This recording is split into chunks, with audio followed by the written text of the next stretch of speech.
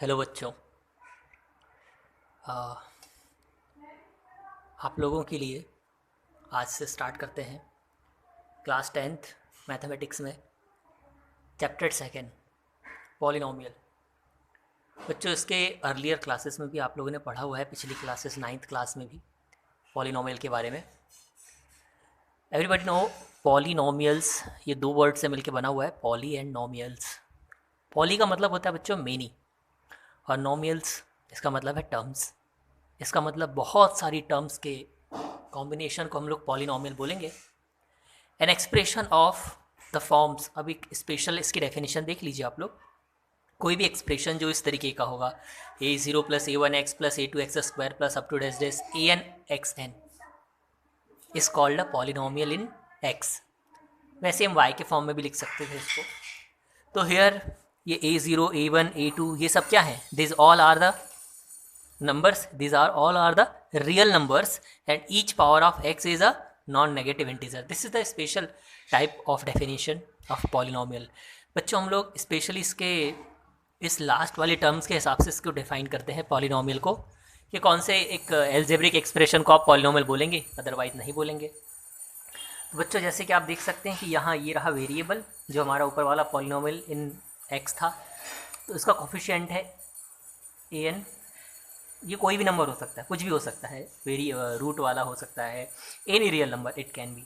ये वेरिएबल, इसकी जगह पर हम लोग एक्स वाई जेड यूज़ कर सकते हैं।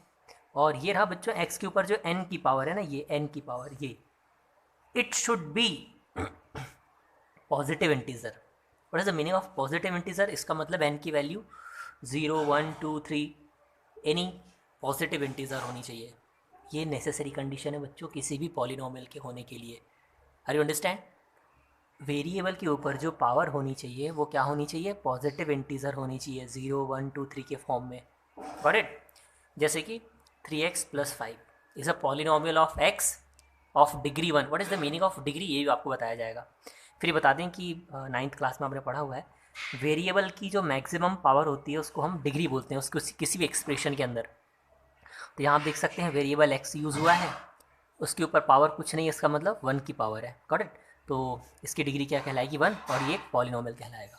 कुछ बातें आपको समझ लेनी चाहिए यहीं से कि कौन सी चीज़, कौन से एक्सप्रेशन को आप पॉलिनोमियल नहीं बोलेंगे। तो बच्चे, उनमें से एक है रूट एक्स प्लस 3। मतलब ये कि वेरिएबल अगर रूट के अंदर है, और वेरिएबल रूट के अंदर है, उसको हम लोग पॉलिनोमियल नहीं बोलते हैं। इसके पीछे का लॉजिक क्या है बच्चों? एवरीबडी नो कि वेरिएबल रूट एक्स का मतलब क्या होगा। रूट एक्स का मतलब होगा एक्स टू द पावर 1/2, है ना, एक्स टू द पावर 1/2। इसका मतलब ये 1/2 किस, क्या चीज़ है ये एक रैशनल नंबर है। और हमारे पास नेसेसरी कंडीशन क्या थी कि it should be positive integer, x के ऊपर जो एक्सपोनेंट होना चाहिए वो एक पॉजिटिव इंटीजर होना चाहिए। आई होप आपको ये समझ में आ गया होगा। वैसे ही डिनोमिनेटर में वेरिएबल नहीं होना चाहिए, क्योंकि जब आप इसको ऊपर लेकर जाएंगे तो उसके ऊपर नेगेटिव एक्सपोनेंट आ जाएगा। वैसे ये भी ऊपर जाएगा तो इसके ऊपर भी नेगेटिव एक्सपोनेंट आ जाएगा। हम लोग ये ध्यान रखेंगे कि वेरिएबल के ऊपर हमेशा पॉजिटिव इंटीजर रहना चाहिए, तभी आप किसी भी एल्जेब्रिक एक्सप्रेशन को पॉलिनोमियल बोल सकते हैं। आई होप यहाँ तक आपको कोई प्रॉब्लम नहीं होगी। एक बार फिर से देख लीजिए, पॉलिनोमियल का मतलब होता है many terms, an expression is of the form of that is called a polynomial. Here these all are the coefficients and each power of x is non-negative integer. This is the basic condition for polynomial. Got it? Okay बच्चों, अब आप लोग को बताया जाएगा कि degree of polynomial क्या होता है। पॉलिनोमियल क्या है सभी को समझ में आ गया। किसी भी एल्जेब्रिक एक्सप्रेशन को आप पॉलिनोमियल कब कहेंगे, जब वेरिएबल के ऊपर पावर पॉजिटिव इंटीजर होगी या होल नंबर होगी। इसके बाद देखिएगा डिग्री ऑफ पॉलिनोमियल क्या होता है। The highest exponent in the polynomial is known as its degree. Sir कुछ समझ नहीं आया, ध्यान से देखिए। हमारे पास एक पॉलिनोमियल दिया हुआ है 5x plus 1/3 is a polynomial. ये एक पॉलिनोमियल है।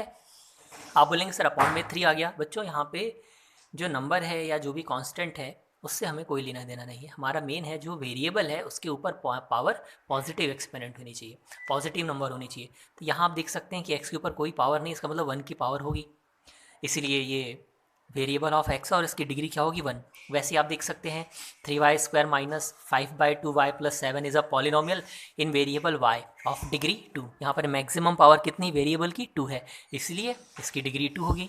अब आपके पास कुछ क्वेश्चंस दिए हुए हैं, आप देख लीजिए। ये पहला क्वेश्चन है बच्चों, सोचिए इसके बारे में, इसकी डिग्री क्या होगी। सोच लिया सभी ने? और आप चाहें तो यहाँ से पास भी कर सकते हैं इन तीनों क्वेश्चन के लिए। आप पहले सोच लीजिए, फिर मैं आपको बताता हूँ। पास कर लिया, सॉल्व कर लीजिए पहले।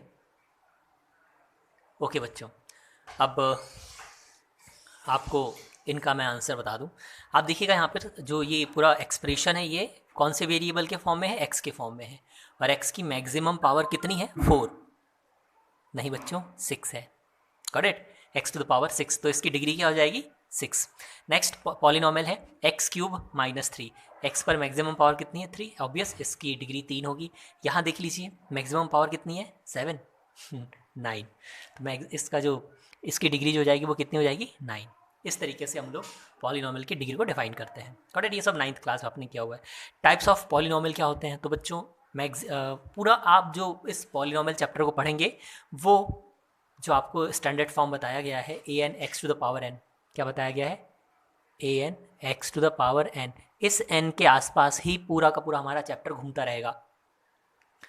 बच्चों मैं भी इसके बाद में आपको एक ट्रिक भी बताऊंगा कि कैसे आप लीनियर, क्वाड्रेटिक, क्यूबिक को याद रख सकते हैं। फिर भी आप देख लीजिए टाइप्स ऑफ पॉलिनॉमियल वेरिएबल की डिग्री के हिसाब से डिसाइड किया गया है। अगर वेरिएबल की मैक्सिमम पावर 1 है तो उसको हम लोग लीनियर पॉलिनॉमियल बोलेंगे। जैसे कि आप देख सकते हैं polynomial, a polynomial of degree 1 is called linear polynomial.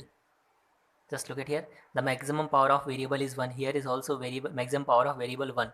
तो बच्चों इसकी डिग्री, इसको बोलेंगे हम लोग लीनियर पॉलिनॉमियल। इसके बाद होता है quadratic polynomial, a polynomial of degree 2। जब वेरिएबल की ये this is the standard form of quadratic polynomial. बच्चों ये पॉलिनॉमियल के बारे में आप या क्वाड्रेटिक पॉलिनॉमियल के बारे में आप अभी इस चैप्टर में पढ़ेंगे। उसके बाद आपके पास एक चैप्टर है 4 क्वाड्रेटिक इक्वेशन, बस इसमें इज इक्वल टू 0 लग जाएगा और वो आपका चैप्टर बन जाएगा। बाकी मैक्सिमम प्रोसेस तो इसी की जैसी होगी।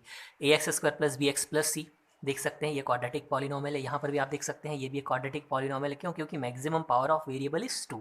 इसके बाद बात करते हैं क्यूबिक पॉलिनॉमियल की। Polynomial of degree 3 is called cubic polynomial. Just look at here, ax³ + bx² + cx + d, maximum power of variable is 3।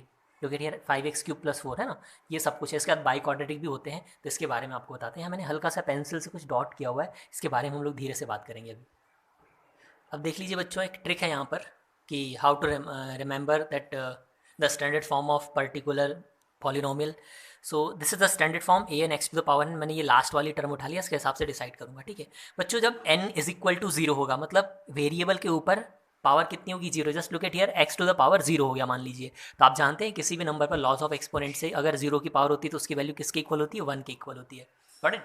अच्छा, तो वैसे आप देख सकते हैं अगर n की वैल्यू 0 होगी तो वो एक कांस्टेंट पॉलिनॉमियल होगी। जैसे कि 1 2, नॉर्मली ऐसे आप लिख देंगे 3। क्या ये पॉलिनॉमियल है बच्चों? यस, ये एक पॉलिनॉमियल है। क्यों? क्योंकि आप इसे कैसे लिख सकते हैं 3x टू द पावर 0 इस तरीके से।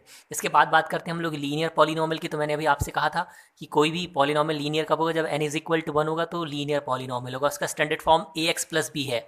इसके बाद है अगर n की वैल्यू 2 होगी तो वो कौन सा पॉलिनॉमियल होगा, क्वाड्रेटिक पॉलिनॉमियल होगा। ये इसका स्टैंडर्ड फॉर्म है। n की वैल्यू 3 होगी तो वो एक क्यूबिक पॉलिनॉमियल होगा, उसका स्टैंडर्ड फॉर्म ये रहा। और n की वैल्यू 4 होगी तो वो एक बाय क्वाड्रेटिक पॉलिनॉमियल होगा, जिसका स्टैंडर्ड फॉर्म आप ये देख सकते हैं बच्चों। इसी के हिसाब से इसके जीरोस भी डिसाइड किए जाते हैं। अब ये जीरोस क्या होते हैं इसके बारे में मैं आपको बहुत डिटेल में पढ़ाने वाला हूँ। फिर भी आप नॉर्मली देख लीजिए कि हमारा जो ग्राफ है ना, जैसे स्ट्रेट लाइन है, पैराबोला है, तो ये एक्स एक्सिस को जहाँ कट करता है, जितनी बार कट करता है उतने उसके जीरोस होते हैं। जैसे आप देख सकते हैं यहाँ पर ये एक 1 0 सिंगल जीरो है, क्योंकि एक्स एक्सिस को जो स्ट्रेट लाइन है एक ही बार कट करती है। ये पैराबोला इसको 2 बार कट कर रहा है, ये इसे 3 बार कट कर रहा है, ये इसे टच कर रहा है। इसी हिसाब से हम लोग जीरो डिसाइड करते हैं। तो ये एक्स एक्सिस है, इस एक्स एक्सिस को इस स्ट्रेट लाइन ने कितने बार कट किया हुआ है, 1 बार। तो बच्चों इसके कितने जीरोस होंगे, 1 0 होंगे। फिर आप देख सकते हैं ये रही एक्स एक्सिस, इसको इस पैराबोला ने कितने बार इंटरसेक्ट किया हुआ है, 2 बार, इसलिए इसके कितने जीरो होंगे, 2। वैसे आप देख सकते हैं ये एक पॉलिनॉमियल है, एक ग्राफ है, इसने एक्स एक्सिस को कितने बार कट किया हुआ है, कितने बार इंटरसेक्ट किया हुआ है, 1 2 3। तो इसके कितने जीरोस हो जाएंगे, 3 जीरोस हो जाएंगे। ऑलराइट। अब यहाँ देखिएगा बहुत ही स्पेशल केस है। आपको लग रहा होगा कि सर अगेन पैराबोला मतलब 2, जी नहीं। यहाँ पर आप देख सकते हैं कि ये एक्स एक्सिस को एक सिंगल पॉइंट पर टच कर रहा है, तो ये टच कर रहा है इसलिए इसका अगेन एक ही जीरो होगा, 1 0 होगा। और बच्चों आप देख सकते हैं मैंने एक स्पेशल केस अलग से बनाया हुआ है। इसने एक्स एक्सिस को, ये हमारी एक्स एक्सिस है, इस एक्स एक्सिस को इस पैराबोला ने टच नहीं किया, इंटरसेक्ट नहीं किया हुआ है, तो यहाँ पर इसके कोई भी जीरोस नहीं होंगे। इसके हिसाब से आप अपनी एक्सरसाइज 1.1 बना सकते हैं। ओके बच्चों।